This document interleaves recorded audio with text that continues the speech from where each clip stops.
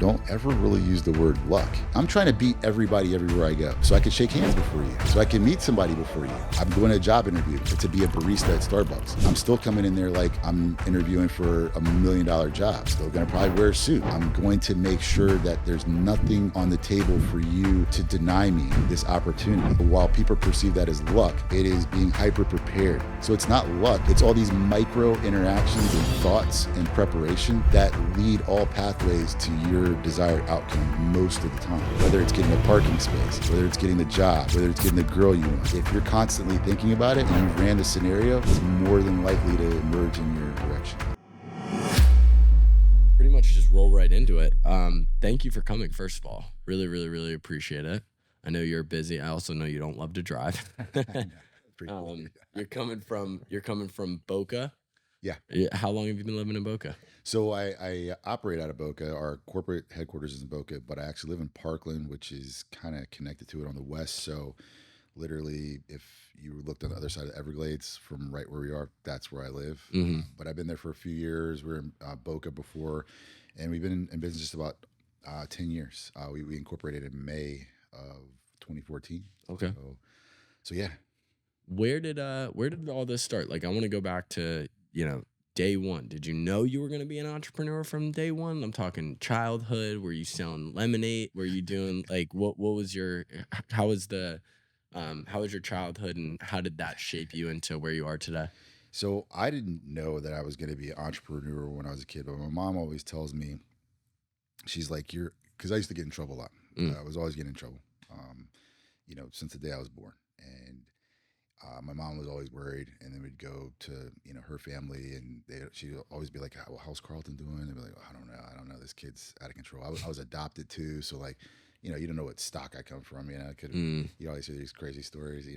People adopt kids that come from like psychos or whatever. Mm-hmm. That stuff. So they didn't know what to do with me. I was a wild kid, and so my uncle told her, and she'll always say that, she was like, your uncle always said, we don't ever have to worry about you. And she was like, well, why do you say that? She was like, he's a hustler. He's going to be okay. And she was like, well, he's only 7, 8 years old. How do you know that? He's like, trust me, I know. And so I don't know where he got that from. But all I knew at a young age, as soon as I turned 13, I was begging for a job. So anywhere I could go work, nobody would hire me. In that time, like working at Nathan's Hot Dogs or something like that was like prestigious. Mm-hmm. Like there was a line. You had to beg somebody to get a job. And so when I turned 14, I still couldn't get a job. I got a job at a health food store as a janitor, and they paid me cash. And so I would just like clean the health food store, wash the dishes, and close it down at night. Since then, I probably had 40 different jobs. You name it, I've done it. Car wash, janitor, nightclub bouncer, bartender, barista, you name it, I've done it. And so I didn't know what I wanted to do. I knew that I liked to work. I knew I didn't like school, and I knew I was just fascinated with becoming something. And I always tell people this, in the 80s, I always tell people like my cousin and I, when we would have sleepovers, we slept under, big poster of a red Lamborghini. And I'll never forget it. It was the contact. I don't know how you pronounce it. The Countach, the one that they had in Wolf of Wall Street that he. Yeah. And for me, psychologically, I knew I wanted a Lamborghini. I didn't know how I was going to get it, but I knew I wanted a Lamborghini. And so that sounds simple to people, but really what I'm trying to say is that it was a drive to chase things that represented success. And whatever it took to get there, that's what I wanted to do. Also in the 80s, you might not know about this, but there's always these commercials that used to come on, and it was like some Asian guy or like Donald Trump, and he'd be on a yacht, and he'd have like 10 girls in bikinis. He'd be like, you want to be like me? Come buy my course or whatever. You want to get rich, you lazy, whatever. And I would be sitting there just soaking that up, and I tell people, like, I don't care what you think. I wanted to be able to be that guy on the boat, in the commercial. Yeah. And so I just bought into that. And to me, it's the American dream. It's just like, that's what we looked at as what success was. Obviously it's elementary, it's childlike, but that desire to be able to be free and to do whatever you want and to have some luxuries and all those things, that's what the core, I think, for the drive that I have is it now obviously it turns into something that's much more meaningful now. I don't, I can't fit in a Lamborghini. Um, I can't even fit my leg in the door. But I think really what that transformed into is just chasing freedom, Mm, and it also relates to the reason I say getting in trouble all the time and not being able to really fit in school is really not wanting to be told what to do. And mm. so the whole time, even now to this day, is I don't want anybody telling me what to do, and I'll do anything to wiggle out of that. Did you feel coming from when did you find out you were adopted, and how did that affect your mentality in terms of how you felt you fit in the world? So I think as long as I can remember, I mean, I would assume maybe 6, 7 years old. Um, that would be around the time, but I was also only child, Mm, and so both of those things for me, I guess, kind of get in your head a little bit. It's nothing that I would say is traumatic or anything like that, but it's just a massive curiosity bubble out there that just would continue to grow and grow and grow. And I always would tell people, people have brothers and sisters, and I would be sitting in the window envious of my neighbor who was outside playing with their brother or sister. Like I was like, mm, I wish I had a brother. I wish I had, someone to play with.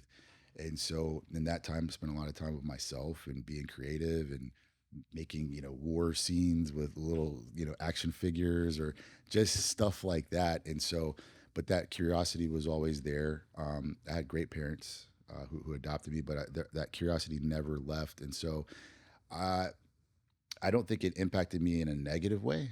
I think maybe it impacted me in some positive ways. I became very extroverted.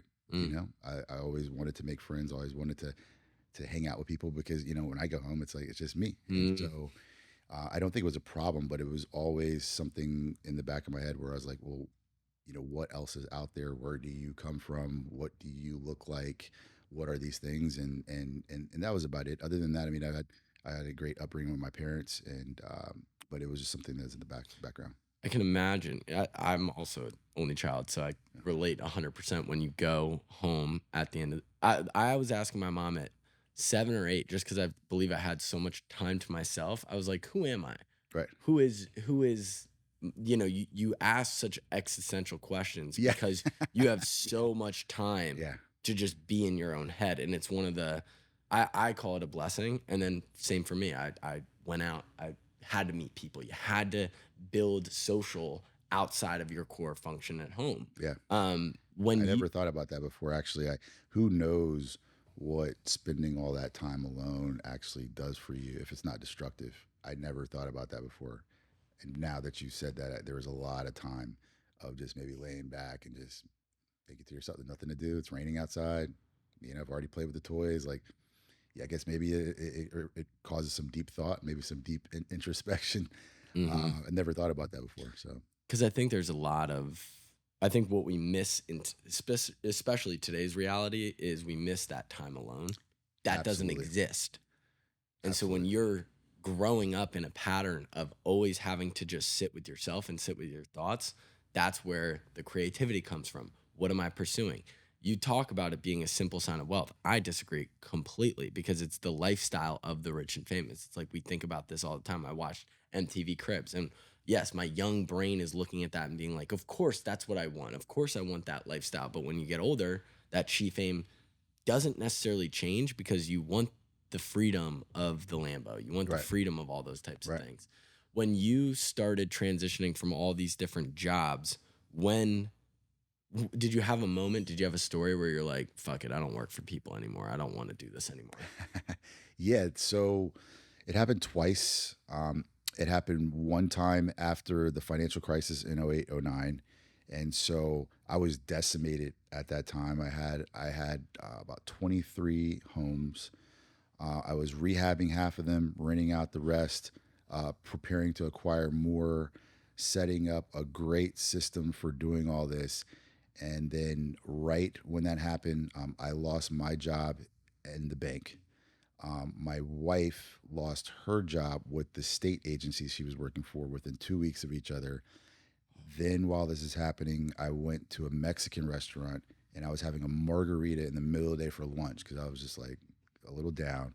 and all the money that I had taken from the money I earned in my properties, I saw that get cut in 50% in half on the screen on CNBC while I'm sitting at the bar having margaritas.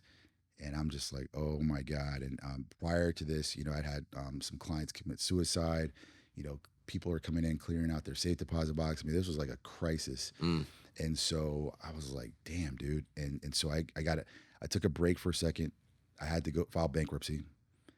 I went and got another job in Royal Bank of Canada, and I enrolled myself in an MBA program to just do something with myself and try to figure out what to do. Like at that time, school was still like a viable option, and so got terminated from that bank while I'm in school, and I didn't tell the next bank that I applied to about that termination. So after 4 weeks of starting there, got terminated from that bank. And so I was like, you know what? Screw this, dude. This is happening back to back to back. This is like traumatic, dude. I lost my money. I lost my lifestyle. I lost my house. Had to sell my nice car. Had to move into the hood, with my wife. And I'm just like, screw this. This is too much. I found myself in a situation where I had to train myself to live off of cash only, and I had very low expenses. And so at that point, I was like, I'm going to start a business. And so I started an insurance and real estate business, and it was in an office complex similar to what we're in right now, and that was going good, and I was hustling and I was building it, and then my wife got pregnant with my son, and I freaked out, and because I had that trauma coming back, and I was like, if I have to walk in the house and tell my son that we have to move or that I lost the company or whatever, I can't do that. I can't look at my kid in the eye like that. So back to square one, we got to go get a stable job. So went back, got a stable job, went to Merrill Lynch and became a financial advisor. And that was all out of fear. And I always tell people now that was a huge mistake because I was getting royalties building up, and I would have been retired probably 8 years ago now if I had never left that business. But I did, gave it away, and it was a mistake, but a learning lesson at the same time. I think it's so powerful to hear that story because so many entrepreneurs, and we're just prisoners of the moment in some case. We all think it's like this. We all think we're waiting for this moment. Very rarely is it like this. I actually don't know many people that have gone through just this. When you get kicked in the face so many times in such a consecutive nature of like that in such a short period of time, what was your mindset in terms of like how did you unlearn a lot of that fear? How did you break free from that? So it's actually pretty liberating in a sense. It doesn't feel good at the time. So, for instance, when all the things were happening, we were losing our jobs, and when you finally, many people maybe who file bankruptcy, everyone, it could be a company or it could be individual. When you come to the realization on the day that you're like, whoa, I cannot meet my obligations, and you're trying to strategize and you're saying to yourself, actually, there's no equation in which I get out of this. That's typically what a real bankruptcy is. There's no way to pay these debts. There's just absolutely no way. Can't do it. And so I think when you come to that, you're in a rock bottom place financially, especially as an American, especially as somebody who wants to be successful. It is the the complete opposite of that. You feel like an absolute failure, and you feel embarrassed. And so I remember, coming home and telling my wife, like, look, this is what it is. If I were you, I would go ahead and leave me right now, because my self worth and everything is caught up in this. It's like I can't, what kind of man am I? I would just leave, just leave. And it's easier for me to deal with these things on my own because I figured I'm gonna have to go into a dark place and rebuild myself. But you're not gonna want to do that with me. And that wasn't the case. She stuck it out. We just kind of bit the bullet together, Mm. and got through it. But in terms of what that does is it builds really what the name of your show is, which is grit. And so through those incidents happening, it's taking away layers and layers and layers of I guess giving a damn, Mm. right? It's actually building calluses around you as well. And if you don't fall susceptible to self hate, self doubt, suicidal thoughts, or suicide, or any of these things, and you're actually able to calmly talk yourself through them and admit to yourself that it's not going to be an overnight solution, but that there is a way out, you can then start to move, and it's one foot in front of the next, one foot in front of the next. Requires some discipline. For me, it required some faith, Mm. and spiritual grounding, and really believing in that and believing in myself. And for me, it was good to have a strong partner. But if I didn't have a strong partner, my other route ahead was to just be a strong individual and to remove myself from really society as a whole while you're redeveloping, rebranding it, whatever you want to call it, and coming back out. That period was really important. And so it builds a lot of grit. And it also, if you're able to come out of that and do all these things, I think it also makes you different from other people, because that's the difference between most people having what they want, getting what they want, having some success, and not. It's that valley of despair, and it's really bad. And it can be a first world problem sometimes, but as an American, especially brought up in my era, who's chasing that dream, they don't tell you about that part. They don't tell you about the valley. They just show you the Lambo. They show you the girls. They show you the champagne, whatever it is. No one talks about that. And so, if you're not educated about that and you don't have the mental fortitude to go through that, you will go in another direction, in Mm. which many people do, which is the suicide, the drugs, the depression, poor choices, and things of that nature. And so, um, I I would suspect that most people who have had these situations also would tell you they wouldn't want you to take them away. Y- And that's what I Right. was. That was kind of what I was looking at when I look at this situation. It's nobody likes it. I'm a Christian, so they have this thing in church that they say, God God gives his strongest warriors their heart. Like it's something like that. It's like God gives his toughest battles for his strongest warriors, or Right. something to that. And when I you hear that, you're kind of like, yeah, cliche, makes you feel good. Yeah, yeah. Like whenever that storm comes, what I've recognized is the people that are truly called to do something spectacular, they're actually going to be called to go through a lot of that. Yeah, it's funny you say. So I was brought up in Baptist church my entire life, and that's something that comes up a lot when I do go to church. And I do go to church less frequently now than I ever have in my life, because I do believe in the principles, Mm. biblical principles, and whatnot. And and the reason I think I go less is because I believe, to to what you're saying, when I'm sitting in a congregation, I do not feel like these people really believe what they say Mm. they believe. And that is because it's very easy to believe these things when you're sitting on the sideline. It's very easy to believe, like, it's very easy to believe in monogamy when you sit on your couch and eat, donuts with your wife who's eating donuts, and neither one ever has temptation, right?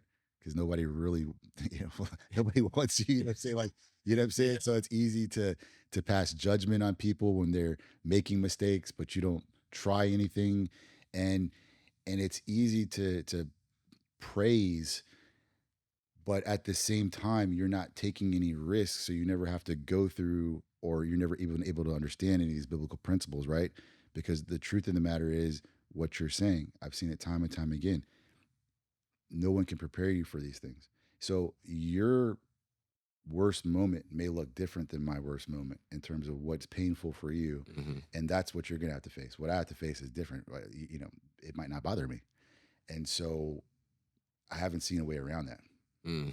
And maybe if you got rich parents or something like that, which, I'm pretty heavy on those people, because again, I especially in South Florida, we're able to see the results of that And a lot of the time, the results are a rehab, or worse, you know what I'm saying, or a lifelong traumas and addictions, and a lack of uh, being able to sustain oneself independently. And so, when I'm in the church and I think about what you just said, I think about what they're saying is they're saying don't give up under the worst of circumstances, and they're not fully describing what those circumstances might feel like for you, and they're going to feel really, really bad.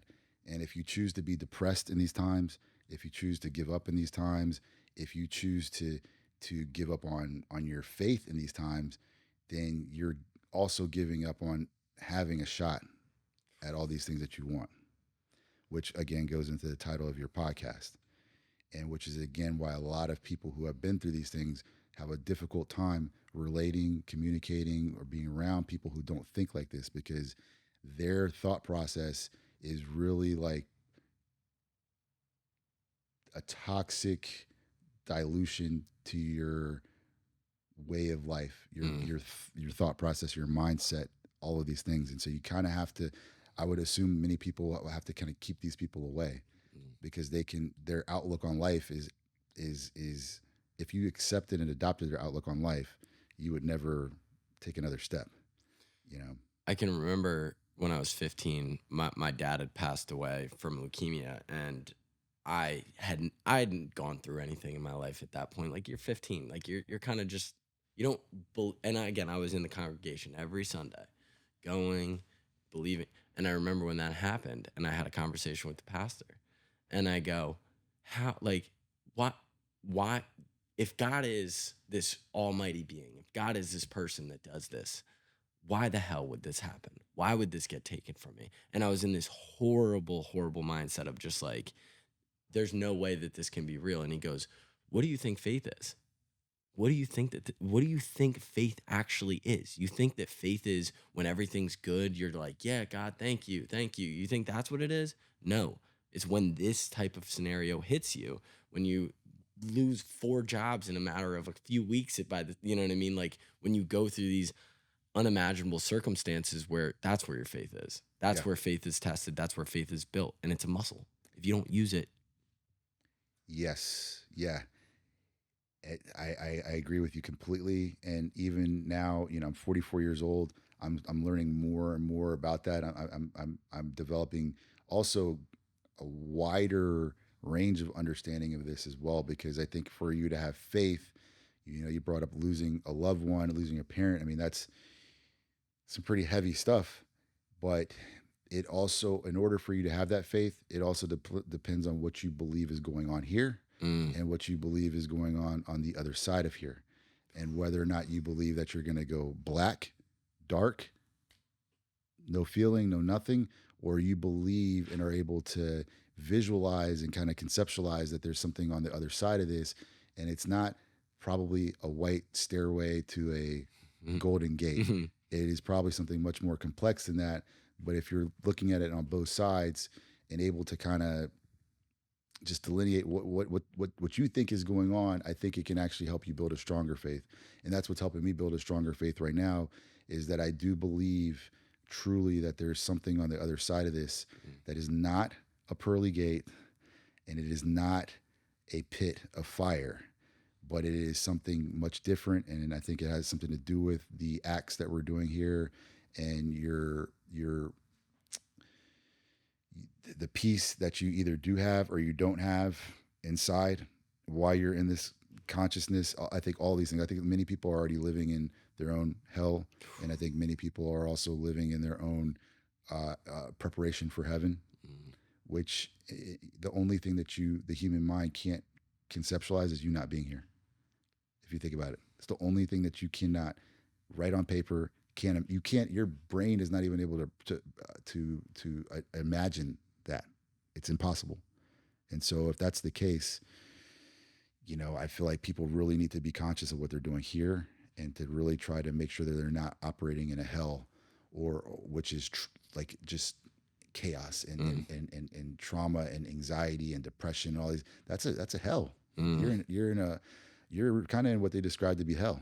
Yeah. You're here in a thing that you can't get out of, and it's happening to you every day when you wake up and when you go to sleep, and you can't figure your way out of it. It's kind of like burning in hell. It's so true. When you go through this, we're both in our 20s and we both have partners.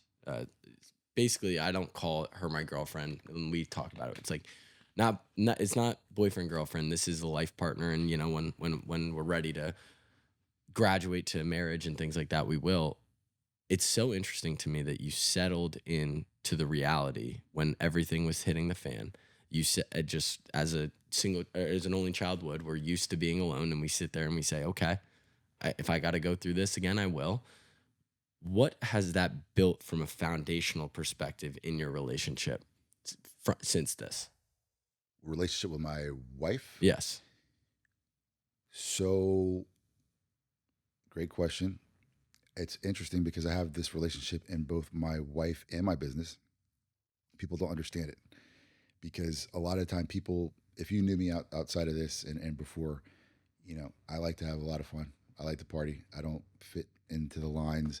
I do things that people sometimes will be like, "Whoa, you do that?" Or like, "Your wife's okay with you doing that?" Or, you know, and what the reason I say that is because it goes to what you're saying.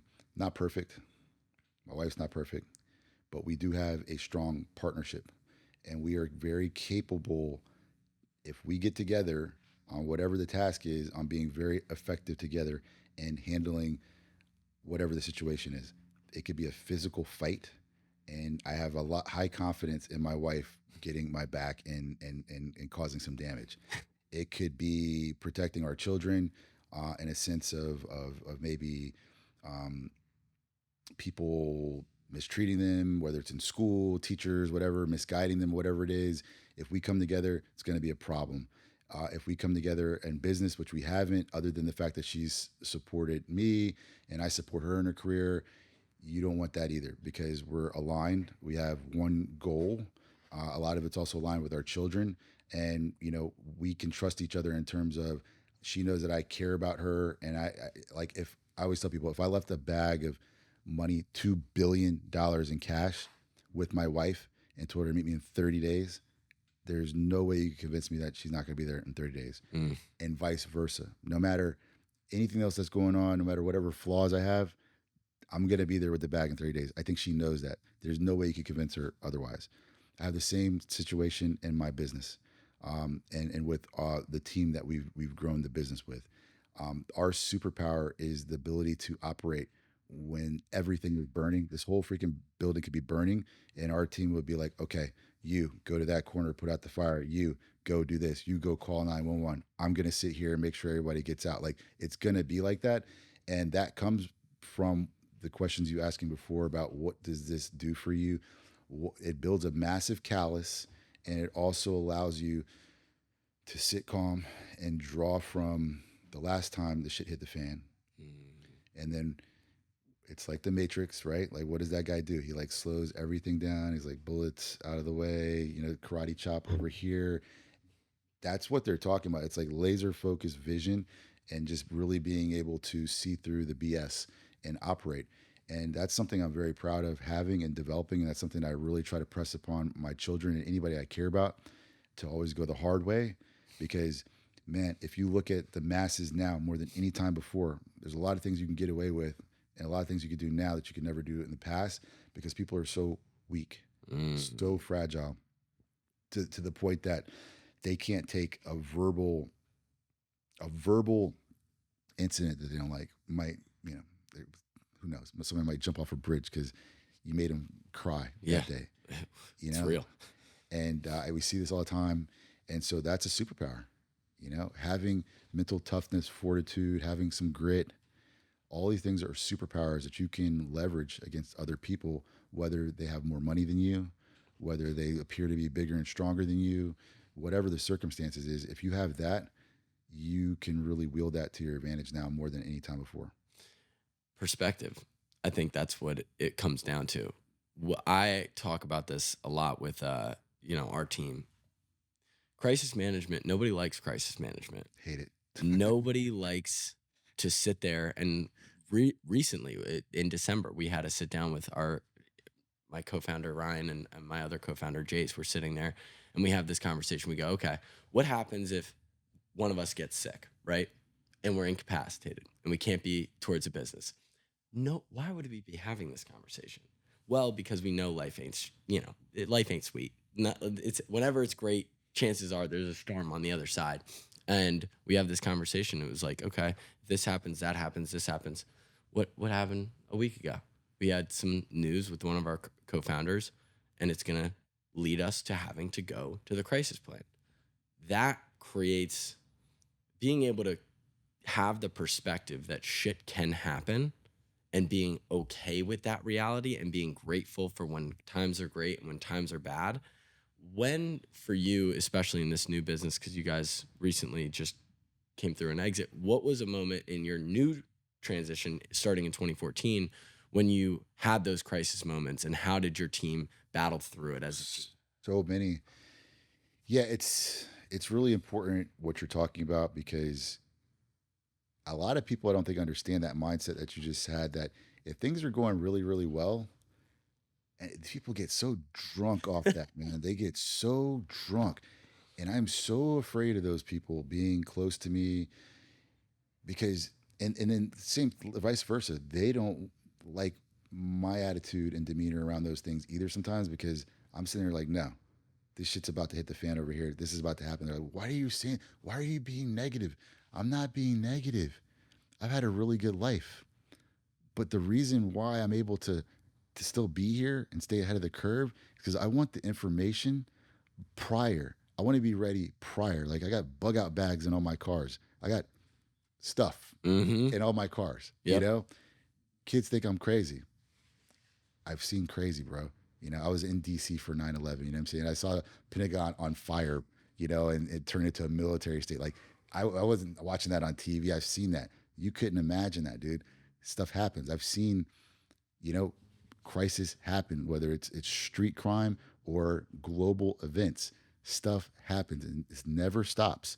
And so, yeah, in times when it gets quiet, I'm like, it's too quiet. It's too quiet.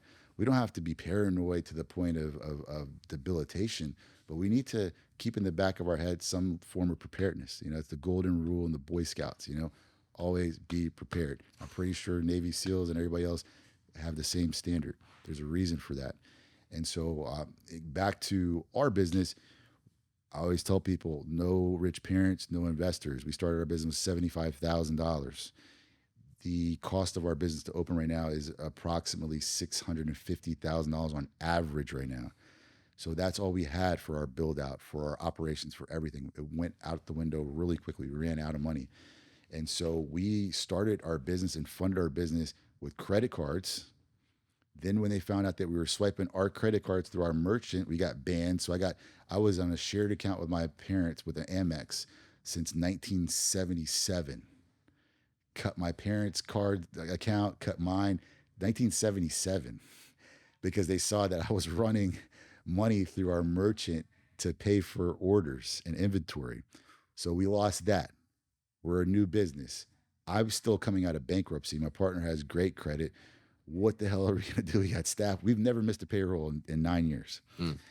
We discovered, or they discovered us, merchant cash advance debt, which is debt that they basically give you based on your credit card receivables, which is due every single day at 33 to 40% interest. So every day they take the money out the account every night, draw. So we're fueling our growth with that, paying our payroll with that, paying our salaries with that for quite some time. We were able to expand our business. And then after that, we created another location. Had never done this before. So right as this happened, we overhired. Construction took 6 months, too much time. So we carried those employees. We had a hard time with permitting. We overspent, bad design. And then a hurricane came along as well in 2017, right before we were supposed to do our grand opening. So we're opening this place. We just lost $50,000 that we didn't even have. Had to go get merchant cash advances that if they denied us, that was the end of our business. And we had to open our second location. We had the biggest grand opening we ever had, and we're smiling, shaking hands, and in the back we're trembling because I'm like, this is we're about to lose this business, like any day, like we're on this short of a at the edge in terms of between here and going out of business. And so we had a bank that we opened up next to a one office bank, and we came to them with our problems, and we were already 2 years in business. They were like, no, it's too risky. We're like, we're connected to your building. You can come collect on us. They're like, no. But if you guys do all this and if you guys make it and survive it the next 8 months, we will refinance your debt. And so that caused us to have to come together like Voltron, and we would sit in the back and we would calculate every dollar it took to open the store that day, every dollar of marketing, everything we could cut out, everything that we could cut out of our salaries to the T on a daily basis, scaling. So scaling the goal and then scaling down the budget to the T. And every day we'd have to readjust, every month readjust, write it on a whiteboard, made it to that thing, came back, they were like, oh my God, I can't believe you guys are still in business. And that refinance in 2018 that happened really flattened out our business and gave us the ability to be profitable. That really helped us prior to going into to franchising, because now we had proof of concept, knew how to run semi-absentee businesses, had been through the fire. We had many fires other than that, litigations, all you name it, and some stuff that is worse. Yeah. That I don't even want to talk about. Yeah. You name it, it happened. And so that all prepared us for the next level, which was when we went to go and join a development group, and we were about to cash out, and get some chips off the table. We flew to Atlanta, and we made a great pitch. The other company that was there, who had just gotten with this private equity company, was a company named Restore, which now has like 800 locations, 1,000 locations sold. And we walked away feeling good, like, hey, we're going to get this money. We're about to blow this thing up.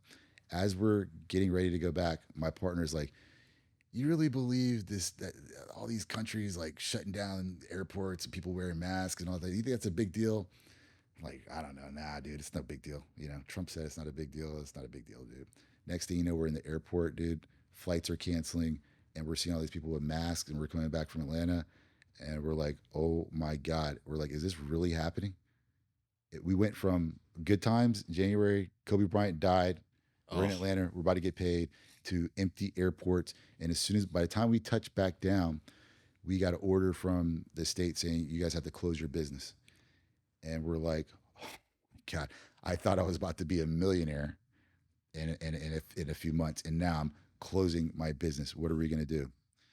And the cool thing, the reason I'm sharing this story is because it goes into, again, title of your podcast and to your question of another tribulation. And so once we went home, separate places, our spouses, and talked it over, what are we going to do? All right, let's go to the office. We got a message. Our franchisees, we had just started franchising, open stores. We got a message to our staff. No one's ever seen this before. And we came together, and no one fought. No one raised their voice. No relationships tarnished. No employees fired. Nothing. We're going to do stipends. We're going to wind down this business. We're going to go and be creative and do telemed and do this.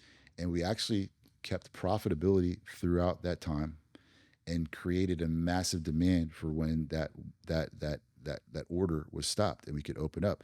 And so the business catapulted out of that. And again, it was a blessing. What did that allow us to do? It quieted down everything, no traffic in the stores. So we took all this time to re-optimize every area of the business, got us closer than ever as a team, and came out of there with grit that I'm willing to say nobody in my industry can match. Nobody. I would go pound to pound with anybody in my industry and say that we came out of that with grit that nobody can match. And it came out flawless execution, relationships intact, and every single employee still on board. And so that prepared us for the next hurdles, which we had many. But now when we get a crisis or we have litigation or we have anything, everybody just takes a deep breath and says, okay, let's go. Yeah, let's do this. Man, I'm fired up So already. You can have problem. Could be on this podcast right now. just breathing through it, compartmentalize, and we can have all these problems in the air at one time, and we're just compartmentalized, you know? And so when you think of, because I've obsessed with the psychology of success, you would lean on a person that is a realist and somebody that looks at things as they are, not as in an optimistic frame, not in a overexcited frame. It's very just like, here are the facts. What is, how do you balance that mentality with also the, in order to be successful, luck is a huge part of it. Luck in terms of things falling in the right direction versus the wrong direction. How did you go through all this and still believe, yeah, we're in the shit. It's gonna fall positively in our direction. So yeah, I would tell you this, and we talked about this before taping. I don't ever really use the word luck. The reason why I could appear paranoid to some people and is because these things are always heavy on the mind. And so I always tell people, like when I was in school with girls, for instance, dating, you can ask any of my friends. Anywhere we go, everything works out in my favor every single time. 99% closing ratio every single time. How did that happen? I am the guy that gets to the club as soon as the club opens. I'm in the party as soon as the club opens. I would be there before everybody else. I'm watching the guys that are coming in. I'm watching the girls that are coming in. I'm watching what they do. I'm watching what they say. This guy better shot than me. These guys don't. I'm putting myself in the pecking order. I'm analyzing everything like that. Mm. And I use that as an example because why? I get there early. That means I get more at bats. That means I get more no's, right? And so they're like, dude, my friends will always be like, you're so lucky. I'm like, no, I'm not. Just get to the club early, dude. You know, I talked to 20 girls that night. You talk to one and you're overthinking it, bro. I'm just over here, I'm trying to win. I've got high testosterone level.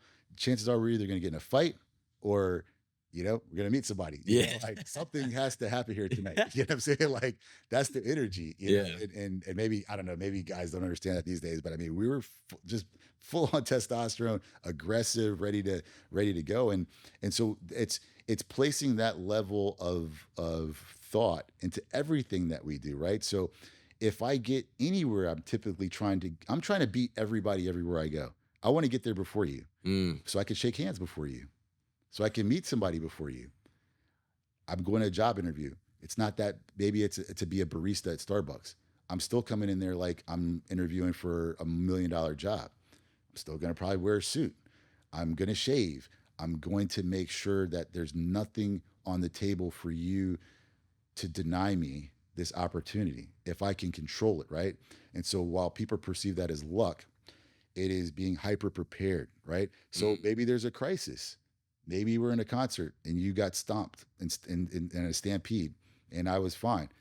I look for the exits. I'm the whole time I'm in the concert, I'm having fun, and I'm also thinking about what if shit hits the fan and people are, like we're keeping these balls in the air, and so whatever it is, we're keeping the possibilities in the air.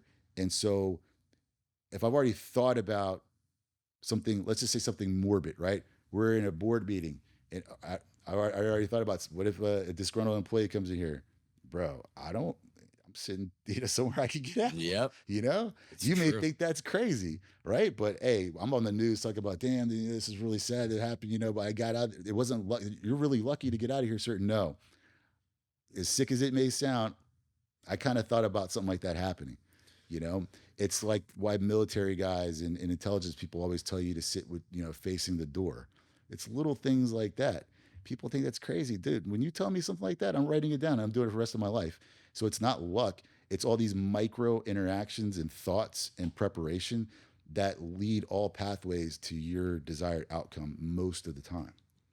Whether it's getting a parking space, whether it's getting to the front of the concert, whether it's getting the job, whether it's getting the girl you want, whatever it is, if you're constantly thinking about it and you ran the scenario, it's more than likely to merge in your direction.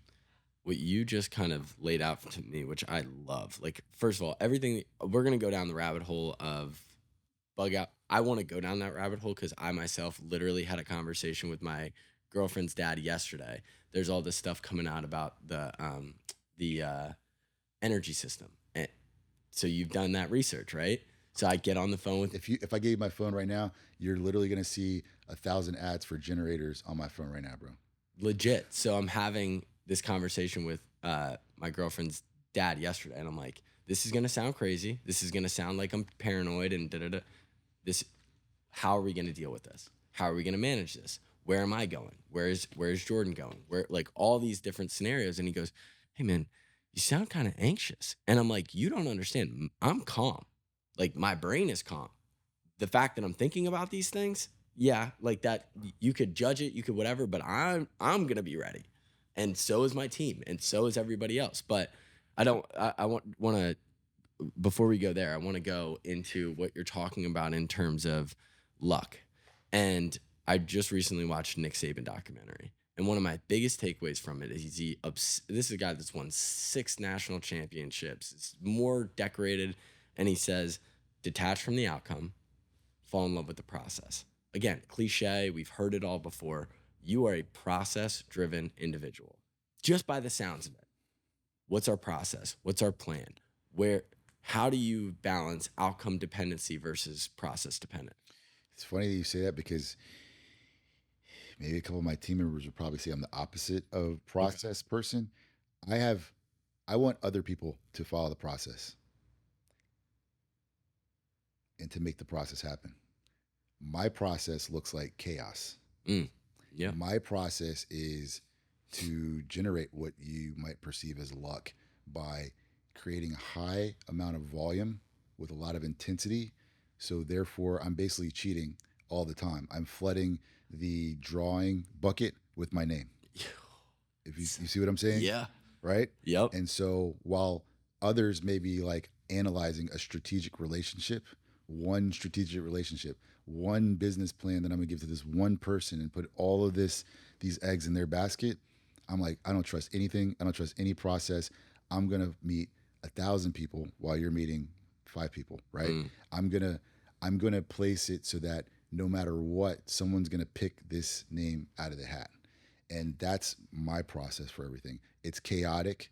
It takes a lot of energy, but then I'm leveraging that, right? Because if I have a lot of energy and I'm in the energy business and you don't, I would call it cheating. Look, I get to work with performance enhancing drugs, you know what I'm saying? Yeah. For a living, right? Yeah. Like performance, appearance enhancing, skincare, stuff like every little micro thing that you're paying attention to is a message to somebody, right? So, I got to keep my skin clear, keep my wrinkles down. You don't know how old I am, maybe, I'm going to keep my filler going. So all of these things are micro manipulation to your view of what's going on.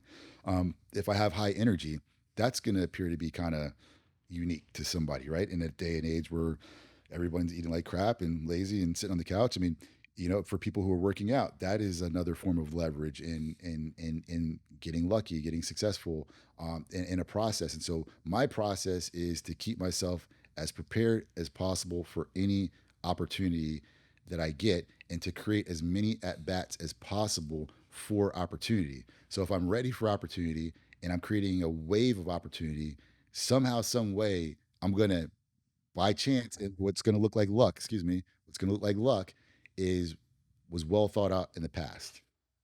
But it's well thought out without being so bogged down in the analytical side of it, like this is the way it's going to happen. No, it's like we're going to create thousands of different outcomes, but they all got to be in favor of our household and what the goal is, and my partner and I, as you would say, and that's what we're working to do. And so those are the discussions we're having all the time. Do you see, first of all, I think Ryan is finally going to be like, okay, I get how Jamie's brain works, because the whole chaos part, it's like nobody gets that in terms of, they're like, why are you so quick to do things, and why aren't you thinking through things? 'Cause it's like, if I'm thinking through it, I'm not putting up enough shots, and like it really is a game of put up as many shots as possible. From your perspective of, you have unbelievable preparedness, you put up more shots than anything. When you look at now transitioning into the new world that you're going to walk into kind of after the next few months, how do you attach yourself to a purpose now, knowing that you're somebody that has been through multiple businesses, been through 40 plus jobs, How do you recreate purpose in your life? This is going to go back to kind of the faith-based conversation that we had. I kind of told you this prior. I don't know. Mm, And if you kind of go back to what we just talked about, that's the whole point. I don't know. Like I never, before I got into this business that I'm in now, I never knew I was going to be in this business, and it wasn't luck. If you look at it, it has all the telltale signs of what someone would want in a business, which is I got behind something that helped people feel better. It really worked. It wasn't snake oil. I could be honest, credible, authentic, believable, and there's no stop to the demand for that, right? it's true. And so I didn't chase a perfect business opportunity. I chased something that was the right thing to do at the right time, and I was the patient. And so I'm saying that to say that whatever other opportunities are out there, it has to have the feeling of that. I can't go into something and be like, "Whoa, this is hot. I'm going to start going over here and selling this. I want to start selling, I don't know, like me getting into the sneaker business or something like that." My kids like that stuff. Like I like sneakers, but I don't believe that sneakers are a great investment. I Yep. can't I can't get involved in that. So I wouldn't be good at that. So by right now, my goal is to get out of the bubble that I've placed myself in, which is I've isolated myself from people on purpose, but also due to that's what it took to Mm, get to where we were. And now I want to meet people again. I want to talk to people. I want to see what the hell is going on in the world, and where would I fit? Where would I fit in that? How can I add value? How can I help people? How can I sleep well at night while I'm doing this? But I'm still chasing my Lamborghinis and these material things that don't really mean anything, but they're just things to check off while you're on the way to personal freedom. mm. And so that's what I'm doing right now. I have absolutely no idea. I do know that I love our brand. I love Forever Young. I mean, I want to make sure that we've fulfilled our commitments to our franchisees, and that's also always going to be a signal in the sky for people as like, hey, this is a good thing that had a good result, that didn't take any shortcuts and didn't screw over anybody, and let that be my calling card and speak for me as I walk into other opportunities and other rooms, and so I don't have to introduce myself. Mm. That's my goal right now, is like whatever the opportunity is, I'm not going to sell myself to anybody ever again. you know if you want to find out why you should work with me, go Google me. Yep. Go check out the history result. If you want to work with me, cool. If you don't want to work with me, fine. you know That right there is coming from a perspective of abundance, which I think a lot of people miss. And I think especially that's that's a whole nother, yeah, that I'm glad you brought that up. when you think of, especially somebody that has been through so much adversity, how are you able to continue to have that abundance mindset? I've learned everything the hard way. And when, let's just say in church, and I would assume maybe other religions might also talk about this as well. They're all saying this kind of the same thing. I think karma probably is probably the same type of thought process or belief system. I found that out the hard way. I found in in at all times, if you can, with money, specifically with money, if you can be fluid with your money, not too connected to it in terms of like it being the main focus and the goal, and being like, and not being charitable, not being willing to give, especially with, like, let's just say giving doesn't have to mean you necessarily walked up to a homeless person on the street. Giving is, you're a small business owner, you know what people are making, you know what the community in your region demands to operate and live off of at that level, and you being conscious enough to say, hey, whoa, there's something out of whack, like I need to help this person out, or this person's car broke down, maybe we could help get them a car. This person needs a loan for rent or whatever, we're going to just give it to them. Maybe we don't even collect on it. Little acts of kindness like that, right? um, Maybe someone can't afford the service in the community, your kids teachers, something like that. Who cares? Just give it to them. We'll figure out a way to get it back. We'll balance it out in the long term. This charity, really good charity, we're not just going to give them our money, we're actually going to give them our time. I am busy as hell this week. My business could be failing this week. You know what? If I really believed in all this stuff that they're talking about in the church or in the Bible, right? Let me test it out. Everything's going bad for me right now. Let me go on a site and volunteer for someone. Let me go do some. I sit in an air conditioned office all the time. Let's get out of that environment and go like work hand in hand with some people who don't have that luxury. Mm, You know why? Because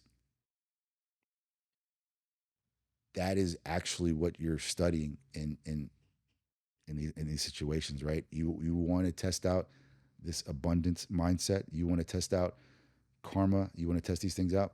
Go put yourself in a uncomfortable situation and test them out. You know, give somebody some. I just gave a gift. I'm having remorse from Christmas. You know, like I gave a gift. You know, to a couple people, and I was like, damn, dude, like I, it's kind of hard yeah. to give. Yeah. It was a financial gift. Yeah. And at the end of the day, the way I was able to do it was to say to myself, hey, look, you know what? This is time and time again. You've done this, and time again, you're always okay. You've always landed on your feet. You're going to be okay. You're not going to be homeless. Just go with it, bro. Yep. You'll make it back up on the end. And by practicing not keeping that tight grip on things, it allows you to actually have some faith Mm, and to actually believe in yourself and what you're doing and in this universal laws that are happening all around us. And when you're able to see the world like that, then again, someone may identify that as luck and they don't understand that you're actually identifying these codes that are out there that actually move the needle.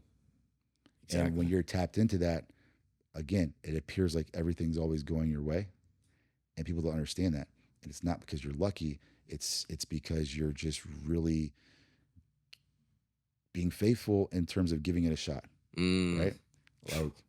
Like if you think the Bible is telling you to go walk through fire and do all these things, what Bible, whatever religion it is, I'm not touting any of them, then the only way you're gonna find that out is you gotta believe it. So like I always find it funny that, you know, in a Christian temple, there's so many people are afraid. mm, They're afraid of everything, man. everything. Scared of everything. They're scared of dogs, scared of water, scared of losing their job, scared of starting a business, scared of asking that girl out, whatever it is, they're scared.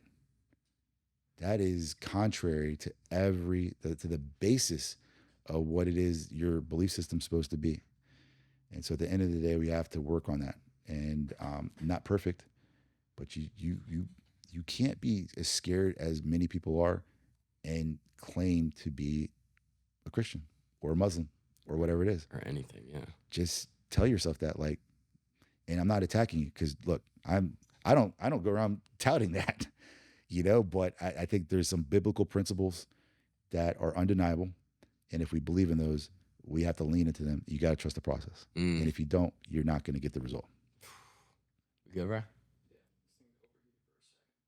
Okay, we're still rolling. Cool. When you said that, it actually brought me back to a point that happened a couple of weeks ago. So we're working on this deal. Obviously, with the nature of our business, we help people build their brand, and one specific thing came about through a relationship. Basically, I met up with somebody. They introduced us, like our business partners, and long story short, it come out. You know, we're gonna make some money in a potential deal. Okay, there was no reason that we should have brought that deal to the other person, that we should have made our main network connection point aware that, hey, this deal is whatever.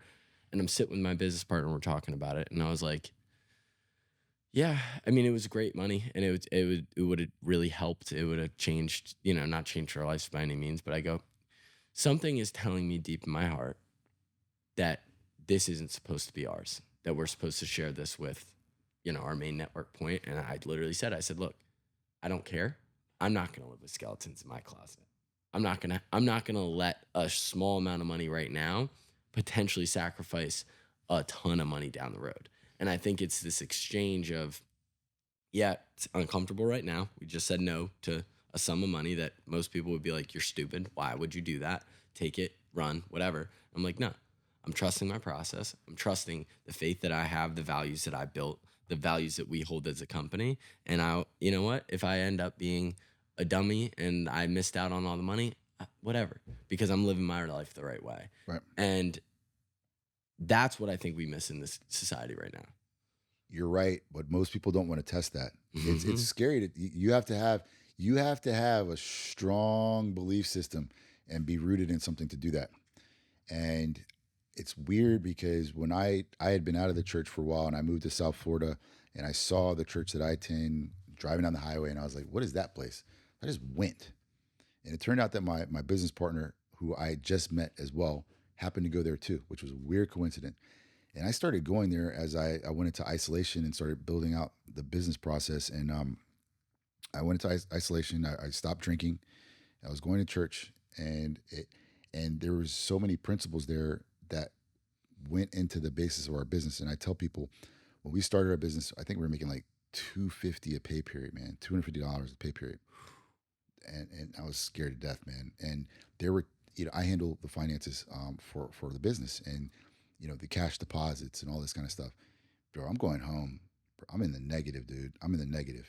I mean, my household is hurting, and so there's times you're going to the bank, you got cash. What do you do? Like, damn, I could take 100, 200 right now, and something's just like, if you do that, you're gonna destroy everything. No one's gonna know. No one's gonna know. You're gonna destroy everything, even a dollar. I've had times where like the machine doesn't take a dollar. It was happening all the time. I go back and be like, hey man, this didn't take a dollar. Or, here, this is your dollar. This is my dollar. Wouldn't take whatever it is. And I believe that is the reason why I've had success today. It's not, no one ever would have known, but it was that. And in my business, especially in the beginning, we were broke.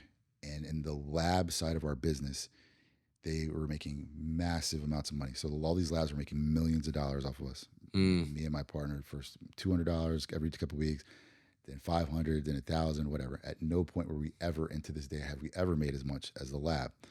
Labs would come by and say, hey, look, this is what we're going to do. I'm going to get you brown paper bag, and I'm going to give it to this person, and they're going to give it to that person, and it's just going to end up at your house. 40,000 a month, 50,000 a month, whatever. Bro, I'm broke. I'm broke. And I'm telling my wife about this, and I talk to my partner about this, and you're like, bro, cash in that bag. I mean, like, no one's ever gonna know, dude. No one's ever gonna know. But we just didn't do it. We didn't do, as hard as it was to say no. And I am not an angel, bro. Mm. But I knew that if we tainted our business in any shape or form, it was gonna come back. It was gonna be the end of us in some shape or form. So we just leaned into our faith and did not ever do that. Mm. And along the way, I've witnessed many people with 15, 20-year federal sentences in my industry right now. Many have gone to federal prison, but some have gotten out. Some are still in there from doing these things. And we sleep well at night without any of that stuff in our background. And so it's hard it is, again, remember we talked about, it's very hard. Why would you not take the $50,000, man? You can make it $200 a month. Why would you not take the $50,000?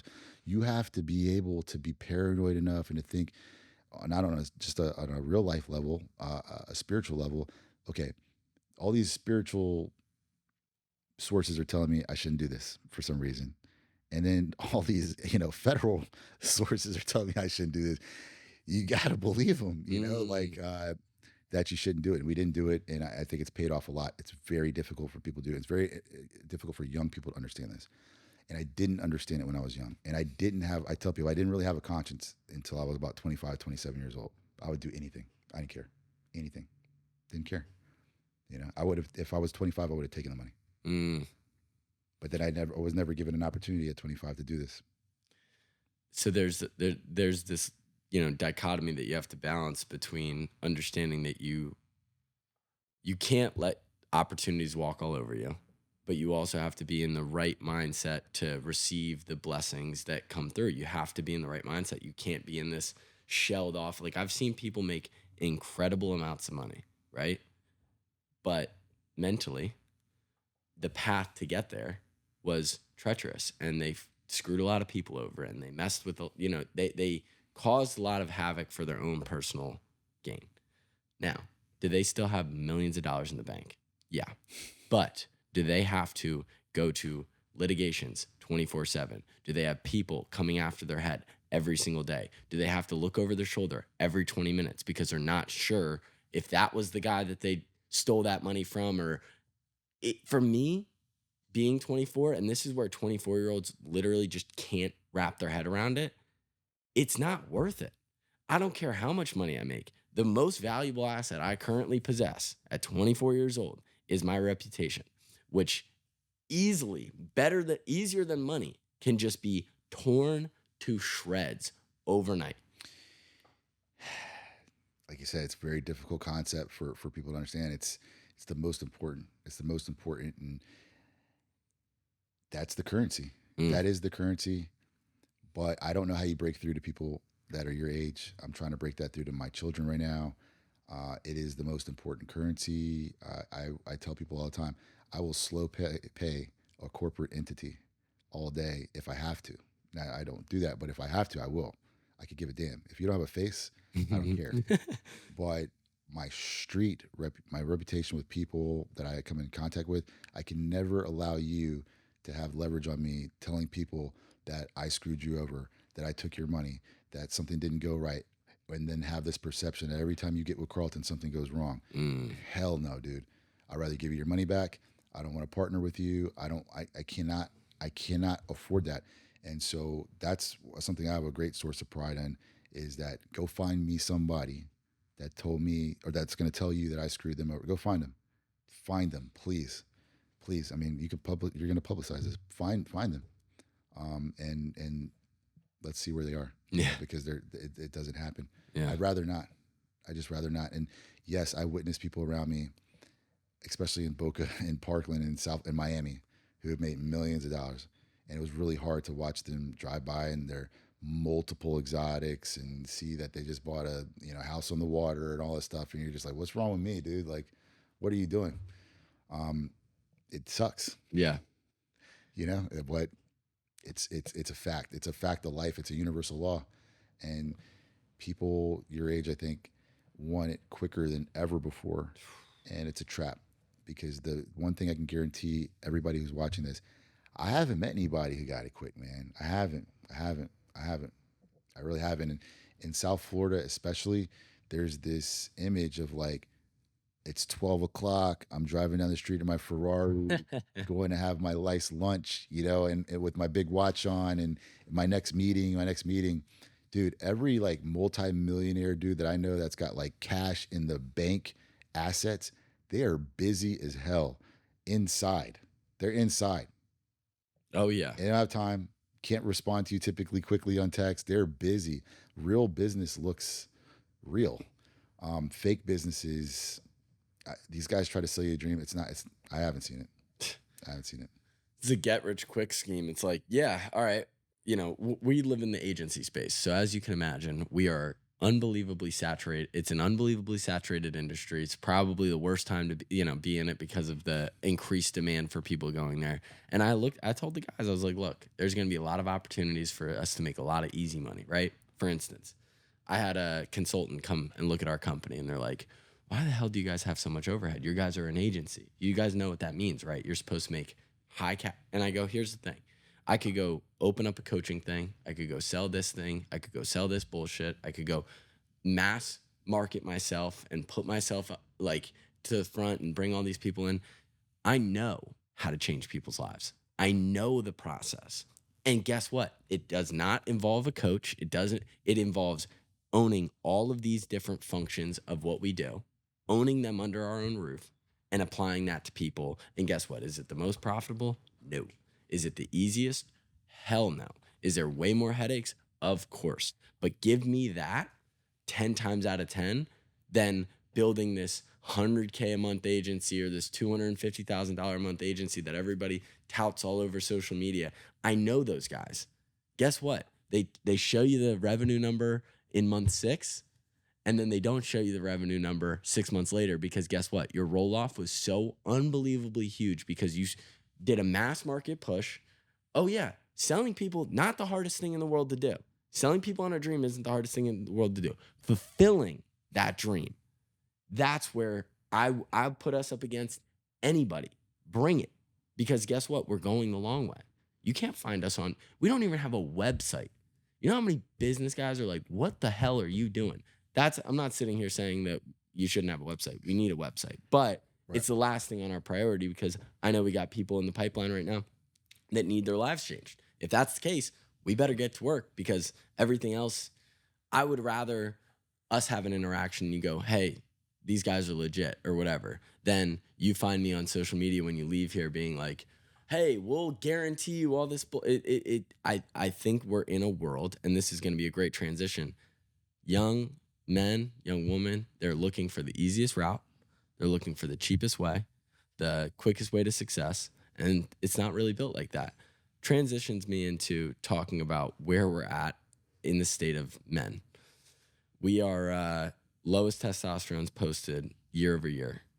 Testosterone in young men, 20 something, going down horrendously fast.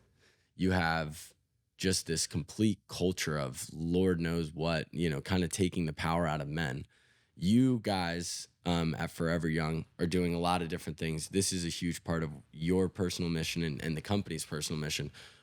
What have you seen since 2014, since you started? What what have you seen like in young men right now?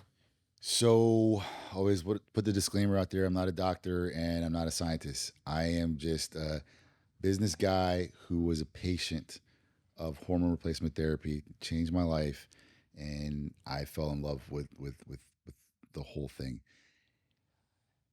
People will always try to discredit you because I'm not a researcher, but what I am is a person who's owned a business that does thousands and thousands and thousands of lab tests. And in the beginning years, when I was actually meeting with patients, I have met with many, many, many people of all different shapes and sizes. I am able to look at data because I can get their lab work. The lab work is 12, 13 pages long many times. So it's the most comprehensive look at what's under the hood. Between me talking to you about your lifestyle, what do you do? I'm able to now profile people based on body composition, their stories. There's only so many different types of people out there, right? So only so many different types of shapes. And so based off that, you're able to basically categorize people and see what's going on and put them into segments. And so I say that to say it was really shocking at first because my partner would go do a consult, then I go do a consult, then we do the labs, then we get the labs back.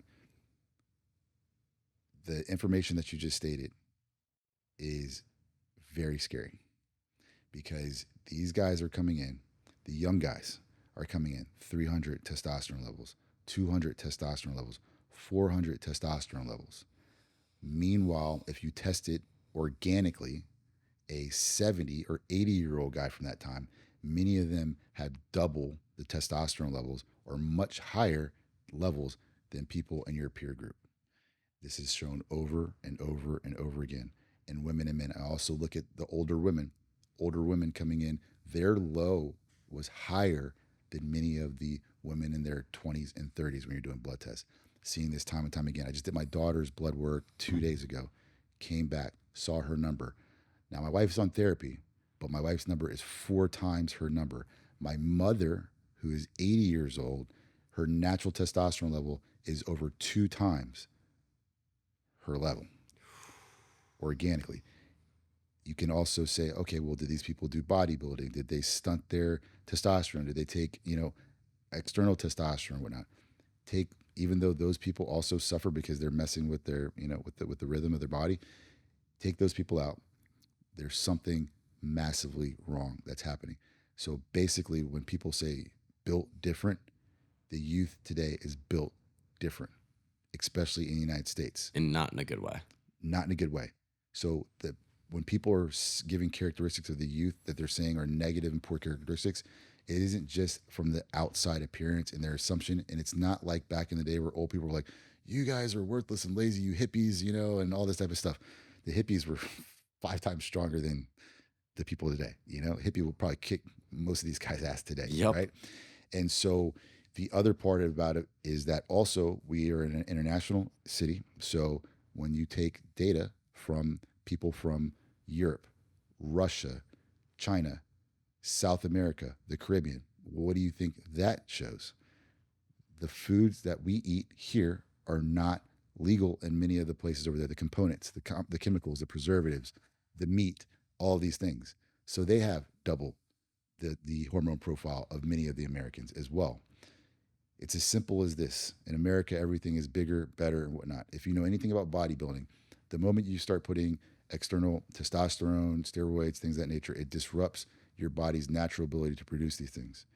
So if you place that into your food, if you know what things like trenbolone acetate are and all these steroids, they're not meant for human consumption. Humans take them for bodybuilding. They're going into your meat, meat, more muscle tissue for you to eat. When you're consuming micro amounts of that, imagine that you're getting micro doses of hormones to children, right? So what is that going to do? If I give it to you as an adult, it's going to stop your testosterone production, your sex hormone production, right?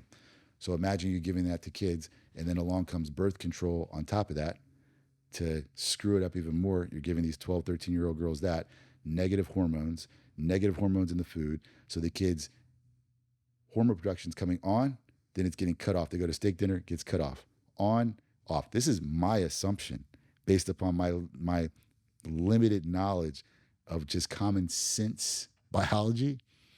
And then you take someone like Erin Brockovich, who I don't know if you guys know who that person is. Erin Brockovich, they had a movie, Julia Roberts was in it. She was the secretary that took down that big billion-dollar company that was dumping all the toxic chemicals and making the whole town sick. Mm-hmm. She made a name for herself. They made a movie about her. She's taken up this topic as the next biggest thing. She's done a study with over 200 scientists all over the world who state that by the year 2040, we will be at 0% fertility. You guys won't be able to have kids. That's the decline in sex hormones that you're seeing right now. And you would think it sounds like hysteria. It sounds crazy. I would think that, but I'm seeing the labs. I'm seeing it myself. It's really happening. And you have people out here who now are confused more than ever about who they are. Maybe that's because when you're hitting that spurt, that biological time period where the little boys and little girls don't play together anymore in the playground, and now I'm identifying as this and that, maybe they're not able to actually do that. Maybe they're not actually naturally going through that progression. Maybe if you listen to these biohackers and all these people, maybe all these lights and blue light and bad food and signals and all this stuff is actually changing the human being. Maybe. I maybe for you, for me, I believe it 100%. And so it's also the basis of why I'm in business. It's also the basis why I've had success. It's also the basis why my business continues to grow. Why? Why is there such a demand for hormone replacement? Because people need hormones, because their hormones are not where they're supposed to be. Why are all these people depressed and chemically imbalanced? Because they're on a regimen of medication that they didn't even sign up to take, And so you should be worried about this stuff. If you're not, fine. But I'm willing to guess that if you're not, you're probably not performing at your highest. You're probably not killing it at your job. You're probably just doing okay at your business. Your kids are probably, your family, whatever it is you're performing at, there's no way you could be performing at the level that you desire, whether you think you are or not, if your numbers, your biological numbers don't support that. Yep. So this is what I talk to. I think there's a lot going on. I'm personally probably would be looked at as a conspiracy theorist. I think more than ever, we have divisiveness, which separates. Like I read Napoleon Hill's Laws of Success. Ryan's probably sick of me mentioning it, but one of the biggest things they talk about is a mastermind. So it's multiple people like this room right here coming together, meeting of the minds, dropping all of our preconceived beliefs about each other, dropping anything that could divide us, and coming together as a group. You think about in the household, you think about in business, you think about all these different aspects. By doing that, if you are dividing people and you're creating division in terms of, we boxed this morning, right? How many kids, 20s, whatever, are even working out? Probably lowest numbers that we've seen in this age bracket. But I believe if your goal is to divide us, make us dumb, make us sedated, what are you going to do? You're going to fuck with testosterone. You're going to fuck with the family dynamic. You're going to make everybody confused. You're going to make everybody believe in a bunch of different, things that weren't scientific. If you go back 10 years ago, we're talking about people that have potentially mental illnesses. And like, this isn't me trying to cast any judgment. 10 years ago, this is viewed as a mental illness. Now it's being pushed as mainstream. This needs to be a conversation that we're having in our school systems. And this needs to be like the catalyst of... It's destabilizing. It's destabilizing. People who judge or attack people when it comes to the word conspiracy theory, I think it's easy for them. That's an easy way to dismiss it. It's also an easy way for them to cut out the noise. So there's like conspiracy, because you're like making them rattle, because these people who also can't do crisis management, who are not building themselves up for eventual, the problem that's going to come for all of our lives, whatever it may be, we know we're going to have a problem at some point. If you're not building yourself, if you're not aware, if you're not conscious, and in order to be conscious, you have to accept these things too. You got to accept that you're going to die. You're going to die. You're going to die. You got to accept that a friend of yours is going to die. Your parents are going to die. Something unforeseen is going to happen. Something's going to happen. You got to accept these things, right? That's the first step in becoming someone that's strong, self-reliant, and all these things. If you bring that type of mindset, or you try to share that thought process with somebody who is not doing these things, it rattles them. And so the best thing they can do is say, you're a conspiracy theorist, you're crazy, get over there, like leave me alone. I put my head in the sand. And that's what you're seeing. And people need to realize that as you get to ascend and see a little bit behind the curtain of what's on the other side of wealth, power, who's running the show, whether it's your mayors, your congresspeople, all the way up to the executive level leadership, what's running these things, what's behind the scenes. People need to stop using this word conspiracy theory. Shit is really simple out here. I always tell people this. Most people just want a really, really big house, and then they want a bigger house, and then they want to eat more steak, crab, and lobster, and they want a lot of sex, and they want a really pretty girl, and they want a bigger car, and all that.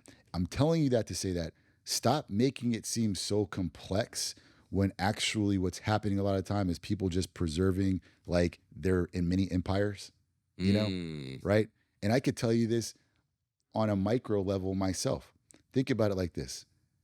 What do I do right now? I'm franchising a business. I'm franchising something in medical aesthetics and wellness. Am I going to tell you how to do it? No. I sell it. I'm not going to tell you how to do it. Why? Because I don't want you to know how to do it. I don't want to create competition for myself.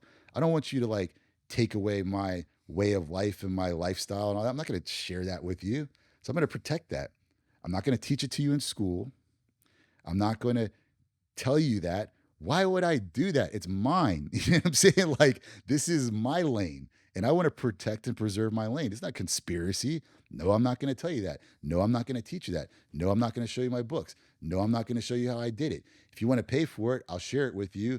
And there's always probably going to be just this much that I'm going to keep for myself, because even if I share it with you right now, I tell everybody this on every podcast I go on, you're not going to do it. You're not going to do it. A room full of 1,000 people, 5 of you may be capable of actually persevering, going through all the trials and tribulations we said to do these things. That's the truth. You go to a Tony Robbins event and there's like 20,000 people jumping up and down. And you think all those 20,000 people are going to change their lives? No, maybe like 5. Yep. And the rest of them are going to buy a program and be out of $20,000 and a whole bunch of, whatever it is, dude. Like, it doesn't work like that. And so these aren't conspiracies. People have interests that they're trying to protect. And so if you start looking at it in a micro way, what's the best time to like the best way to ever commit a crime is to do it right in front of somebody's face. You don't plan it. You don't do it. You do it so as if it's happening in front of someone, and they they're not suspicious, right? Like you just blend it in with everything else. All the chaos. Yeah. Huh. And so people don't understand what it's like, because I don't live this life. If you saw my vision board, my biggest thing on the vision board right now is private transportation and airfare. Why? Because that is the only time in my life and many of our lives where we are forced into a situation of disrespect, herded along, and placed around other people that we would never choose to spend our time with ever, ever, ever, ever. You're treated like, in the United States, this is the time where you're treated like the lowest class ever. And so that is a goal of mine. But if you were to see behind the curtains of someone who flies private all the time, never has to go through TSA, never has to wait in line, never has to lift a finger, has power, doesn't have to play by the rules, can get away with things that you can't get away with. If you were to actually put yourself in that person's shoes and understand that that is a reality, it's not my reality and it's not your reality, but that is a reality. And then if you just simply thought, what would you do to protect that? Mm-hmm. Then you can maybe start to understand that people are not playing by the same rules that you play with. The more money you get and freedom you get access. What do you think we're working so hard for? I don't eat the same. I just told you that the food's probably bad, right? I need to buy some A5 Wagyu. You know what I'm saying? And that shit costs $50 an ounce. Yep. So I gotta make sure I'm keeping. Once you eat it, by the way, you can never go back to like Texas Roadhouse. My son took me to Texas Road. He begged me to go to Texas Roadhouse like a year and a half ago. I was like, okay, we're Texas. I'm going to order the best steak in here. It's the worst steak I've ever had in my life. You see what I'm saying? And so I'm like, damn, dude, I can't go back. I can't go back. Right? So now I have to set up barriers of protection. I got to get insurance. I got to get asset protection. I don't like my kids riding cars. We have to ride in trucks. Why? Because I want to reduce the chances of getting in a devastating accident. I'm micro planning everything in my little stupid life, dude. I am not like that big of a deal, right? What do you think somebody is doing who's that big of a deal? You just can't visualize it because your life and our lives are so like down here. But trust me, if you were to understand that and understand that the levers that people are pulling, you'd understand why chaos is good. Chaos is great. I want my competitors to be in chaos. That's a form of intimidation and leverage that you can pull by confusing people, by outworking people, by creating a frenzy around them, which they're not able to sustain themselves because they're either not who they say they are, they don't have their feet grounded in anything, they have no faith, they don't believe in anything, right? They're not using their products and services or whatever it is that's giving you the ability to do all these things. So if you're not operating on all this level, I want you to be in chaos. Keep trying to figure out what we're doing. Yep. We're doing this. You think we're doing this. So you run over here, but we're really doing this. And you don't understand what we're doing. So that's why you can't get the win. And back to what you said, it appears to be luck. He's so lucky. He's so lucky. No, we're putting in the work. We're doing what we said, and then we're preserving it, and we're putting stop blocks in it. Mm-hmm. We're getting IP attorneys to make sure you can't use this word. You can't use this logo anymore. You can't say this word. You can't. Why do you think all this stuff exists? And I'm a nobody, dude. But the one thing is, I've been able to peek behind the curtain just a little bit. I've been to a couple of nice places, and I'm like, whoa, that is a different life than the life that I'm living, and they're not going to let you in. You're either going to have to be born in, or you're going to have to fight your way in. And by fight, I mean it's going to feel like a fight, and it's a lot of battles. It's a lot of battles, dude. So I've gotten, one of the things, I've listened to Patrick Bet-David a lot recently, who I love. I love himself as a speaker, and I love what he stands for. Same here. Yeah. And one of the things that I recognized is, what am I fighting for, right? And I think it's something that we're both fighting for. What you talked about is freedom of opportunity. What we've done and what socialism is and what, communism is basically taking away freedom of opportunity, freedom of free enterprise, of free speech, all these different things they're trying to take away. Why? Because the people at the top are trying to put those stop blockers that you're talking about in. When I think of what we're fighting for and what every entrepreneur that is building right now is fighting for, we're fighting for capitalism. And as much as capitalism is demonized and there has to be winners and losers in life.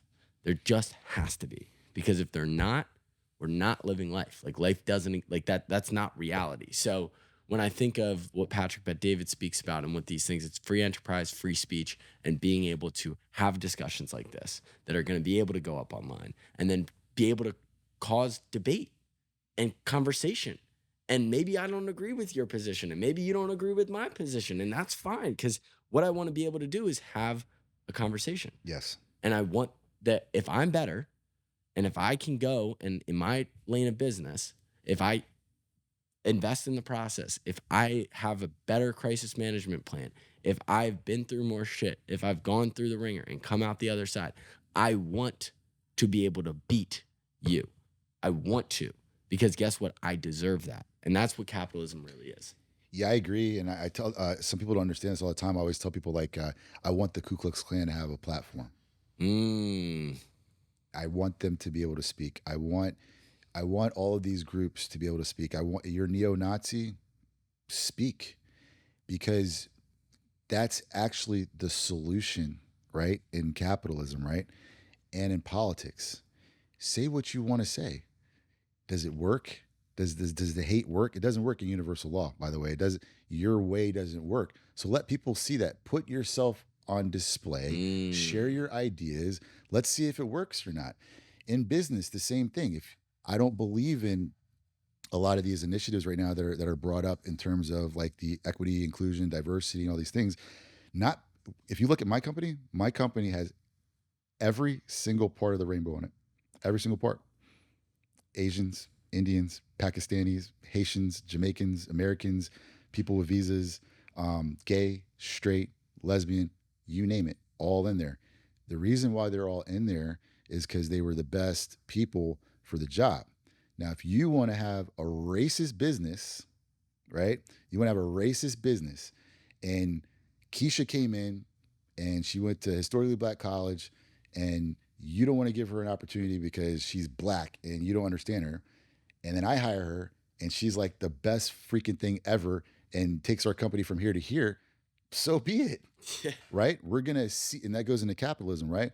So you keep your all whatever staff, whatever it is, all straight, all gay, all white, all black. I have a friend also, all black business.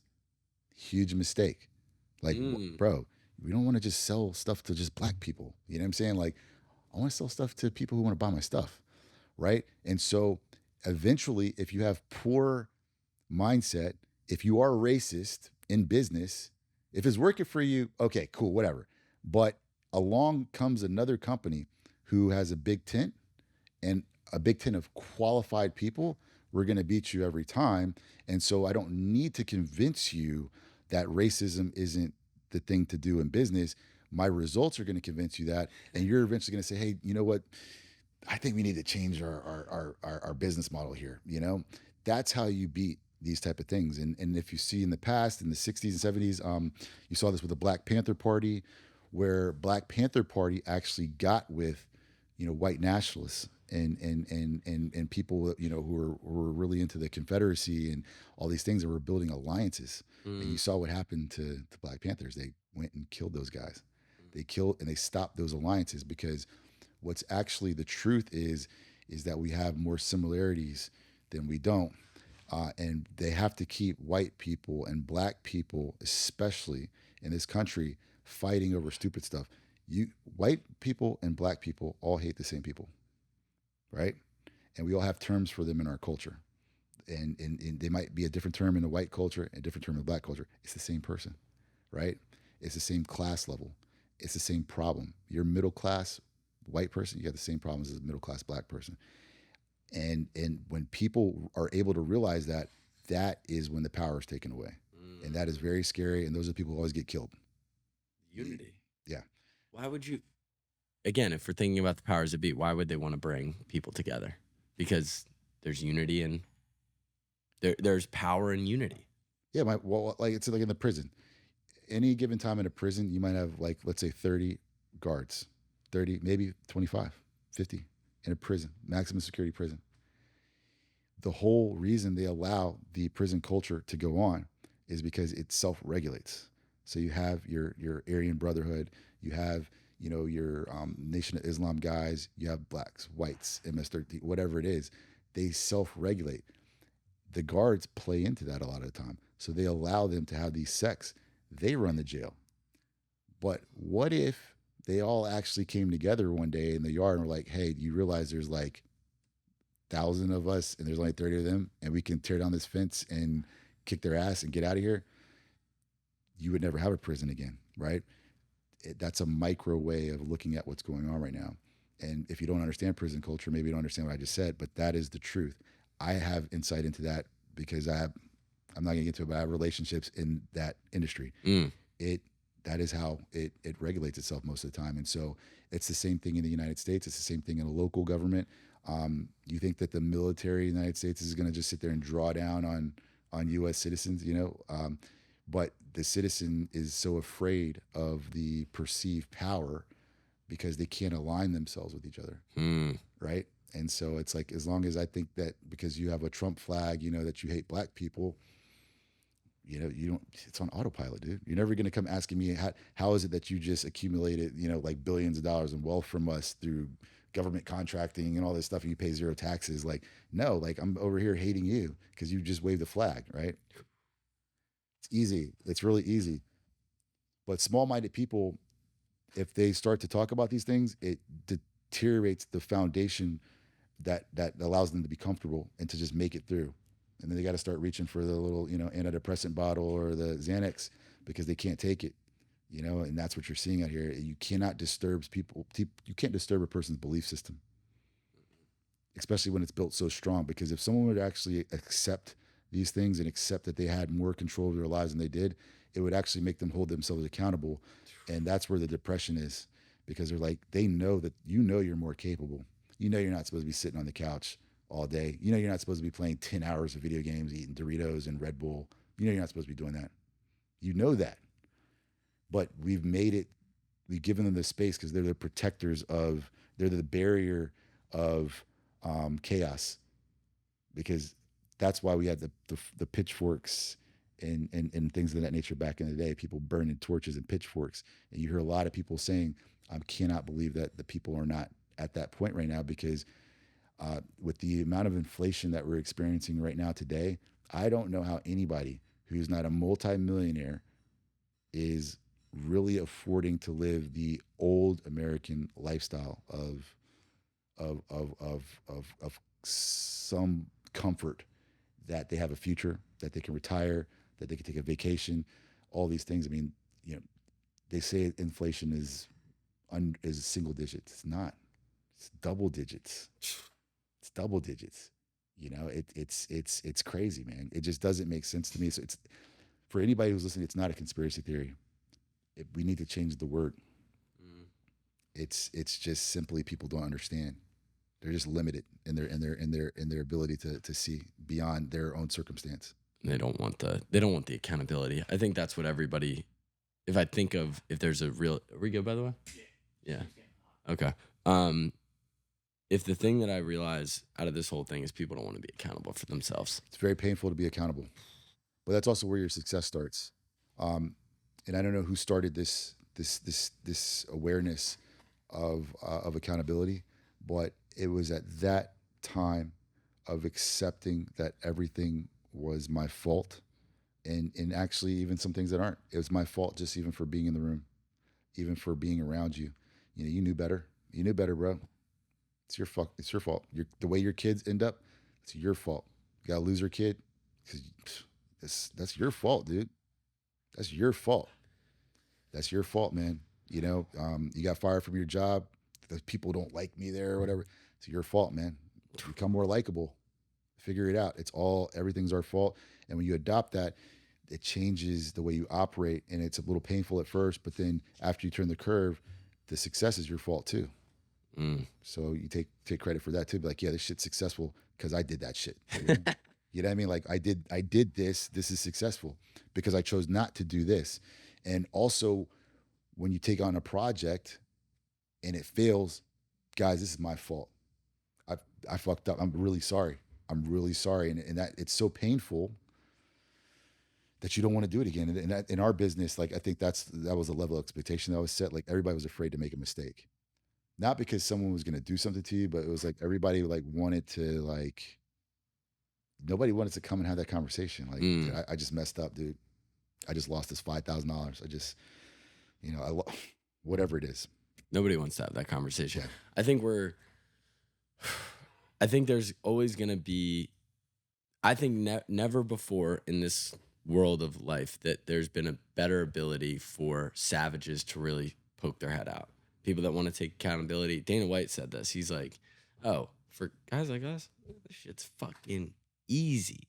You know who we're fucking competing against? People that can't get out of bed in the morning because they're too stuck on TikTok and they're using up all their dopamine before they get out of bed in the morning. Oh, I'm going to run through your face and I'm going to be really proud of doing it. And I think there's this life that, yes, is there a lot of bad shit in the world right now? I agree there is. Is it unprecedented? Based on my studying of history, we're always going through some form of it's cyclical. Yeah. We live in a cyclical universe. That's always what goes up must come down. And there's always going to be this cycle. But I think people are tapped into the data on that too. People don't understand when you're able, it's like people remember Batman where the one with the Joker, where he went in and Fox, who's played by Morgan Freeman, came in and Batman was like unveiled the screens. And the screens allowed him to see every single interaction that was going on in the city. And Morgan Freeman was like, no, I don't want this power. And he's like, well, I'm giving it to you. You could destroy it when you're done. People don't understand that macro data, the micro data turns into macro data, and that people can see the levers that they're pulling. So to your point, is this the worst time in history? Probably not. But people are showing you the worst time in history, which is going into your feed, and they know, because look, for instance, I got a Whoop on, right? You guys have Apple Watches, Samsung watches. You guys, they just got in trouble for this. I think Apple, they had to pause. Yep. People don't understand. That screen that was in Batman, Apple and Whoop and all these companies have that screen. That screen can go into your region and say, okay, the people in the state of Florida just suffered this catastrophe. How are they feeling? Their heart rates are up. They're sleeping less. Their stress is off. This many people just had a cardiac episode. Scan out. Southeastern region. Scan out. United States. Oh, how did they do their diary today? Oh, I'm not feeling great today. How are their likes structured on Facebook? Okay, this region's experiencing a sadness right now. This region's really excited right now. Okay, so we have biological data mixed with emotion. I can literally map out what's going on. Now I can show you a story to bring you up, to bring you down, to bring you left, to bring you right in masses. And if I wanted you to clash, I could show two different stories and make you guys fight like we did in 2020 summer and bring the world to an end. So people think this is not Batman, bro. I mean, this is just data. Just this data. Where do you think this stuff goes to? And so people don't understand it. They're limited thought. And again, somebody sitting on their couch with blue hair, eating Doritos and their hormones are out of whack. If you tell them this, they're like, no, this cannot be real. It's real. We're living it. It's real. And Dana White, I think, is one of these people who's kind of leading the way and trying to bring back a situation in which it's okay to be you. It's okay to be a man. It's okay to do hard things. It's okay to like Strickland. I think he was talking about Strickland. The leash comment. Yeah. That is the line in the sand. And Strickland can say whatever he wants to say. Like, again, you can say whatever you want, and I can say whatever I want. And if you don't like it, and if it has a negative impact on me, that's my fault. If I'm stupid, I'm going around saying racist and horrible things all the time, and it's alienating everybody, and I can't have a successful business because of it. Whose fault is that? But let it be. I don't care. I don't care if people say the N-word. I don't care what you say, dude. Is that shit serving you? Is it serving you?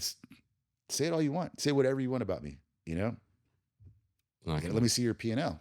Let me see that bread. Yeah. So, let me see what your wife looks like. Let me see what your kids look like. Let me see what, how do you sleep? You know, I mean, all these things matter.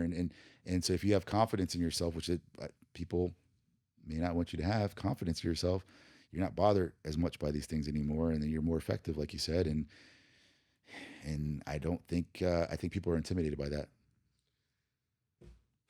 Well, here's what I can say. I've done quite a few podcasts, and I'm not bullshitting. Check tape after this. I've done a lot of podcasts. None that I enjoyed more than this. I appreciate it. I seriously think this was one of the best podcasts that we've ever done, based around like we love this. We love the real. Your story is not a hockey stick growth story. It is a story of a lot of trials and tribulations that you fought through, still not perfect, still learning every single day. And yet here we are. And here we are continuing to fight, continuing to bring this message to people that desperately, desperately need it. And I imagine that if anybody watched this all the way through, which we have our subscribers that do, watch it again. Take notes, please. Because like this is what this is in terms of this conversation. It's a microcosm of the macro of where our world's at. So thank you again for coming on. I really, really appreciated it. Where can people check you out? And yeah, send us home. So yeah, and I really appreciate you guys having me here. Anybody that knows me, dude, I hate driving, bro. I hate driving, but I just felt like this is a good idea to come out here. It's part of spreading wings and trying to meet new people and really trying to help some people out, because I see so many people out here and they're spinning their wheels. I have a 23-year-old daughter, and I'm like, you don't understand. There's no way around what we're talking about today. There's no way around. And the quicker we learn that we have to run through the wall and that there's no way around the adversity, that is when you'll start to make progress. And it's not going to be overnight. If you think there is, like you said, watch it over again. Watch it over time and time again until you get it, that there's no easy way out. And so, yeah, I appreciate you guys allowing me to talk about that. I don't have a website right now. I'm building a website, but I do use Instagram as my business card. So my Instagram is _ Carlton, CARLTON, Washington _ on Instagram. I do use LinkedIn sometimes, but I communicate on Instagram. I'm not selling anything right now. My business does sell franchises, but I actually try to talk people out of buying the franchise unless they're possess the things that we talked about today. So again, I could sell a lot of franchises, but that's not what we're in it to do. We're in it to actually build successful franchises. In order for you to be successful, you have to be willing to sacrifice. And so even if you want to buy a franchise, again, I'm probably going to try to talk you out of it. I'm just kind of in a time period right now where I like interacting with young people too. I'm actually kind of stealing some of your youth, and energy and ideas, because I like to understand and remain relevant and not turn into someone who's just stubborn and what's this TikTok thing or whatever. like I want to know. And so right now I help people who want to help themselves, and I'm not above talking to somebody for a few minutes if they need some help. And hopefully in the future, maybe there'll be some new opportunities, and I'd love to share them with you and your audience. I'll tell you right now, remember the name, because over the next 12 to 24 months, you guys are going to see a lot of Carlton Washington in the social world, in the business influencer world. He's coming. Watch out, because I promise you the message that he is sharing, there are people that do not want this message to get out. So appreciate you always. Thank you so much. Thank you. Make sure to like, subscribe, and check in with us on our next episode. Thank you again.